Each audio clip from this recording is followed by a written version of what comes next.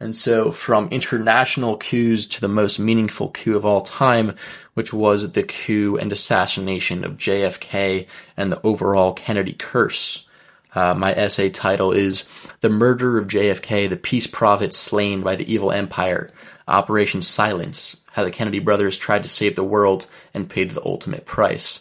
I've got a 25-page deep dive on my website, and I'll likely do a full episode on the JFK drama, as it is the most significant event in the history of United States politics, as 11/22/63 marks the day that the authoritarian deep state took over our country and the day that America ceased to be a democracy.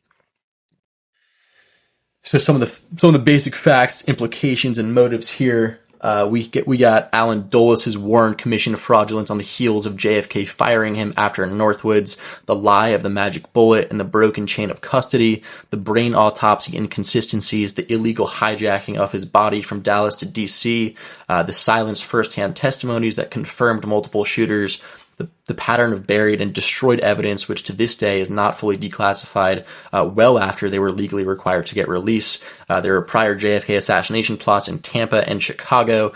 The 1978 House Select Committee also concluded that there was a probable conspiracy and 4 shots fired from multiple directions that got completely buried. The CIA was known to have been keeping files on Oswald for 4 years prior to the assassination, and Oswald had a bizarre connection to a man named George de Morinchild, who's a known CIA asset. And of course, we have the murder of Oswald before a trial. We got Jack Ruby, who's a known FBI informant, the involvement of Jolly West, and the subsequent silencing of Marilyn Monroe.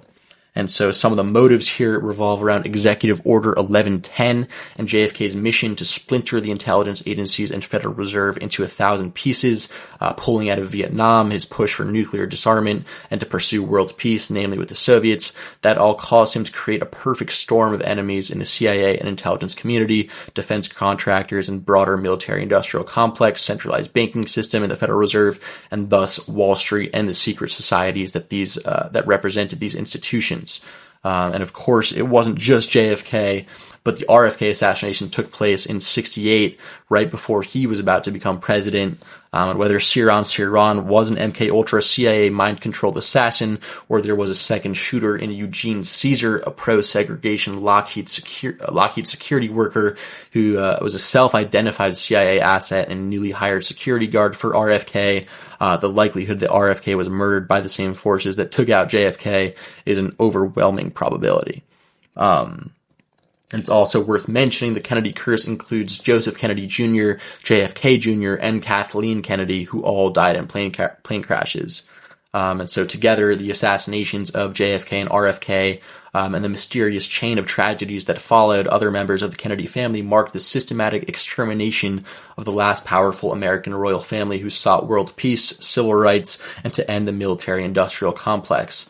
And so even if you are ignorant enough not to believe in the Kennedy conspiracy, despite all the evidence that so clearly points to it, one thing is for certain. When a family pushes for a version of America that isn't built on perpetual war and secrecy, they seem to die at statistically insane rates.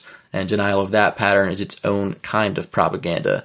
And as Oliver Stone's research has revealed, namely in his documentary JFK Revisited Through the Looking Glass, it becomes undeniable that November 22, 1963 marked not just the death of a president, but the successful coup that placed American intelligence agencies above democratic accountability, and it was the inevitable response of a sinister system that would kill to preserve itself. And so I'll leave this mini JFK deep dive with one of my favorite quotes of all time. JFK's all-time quote on world peace.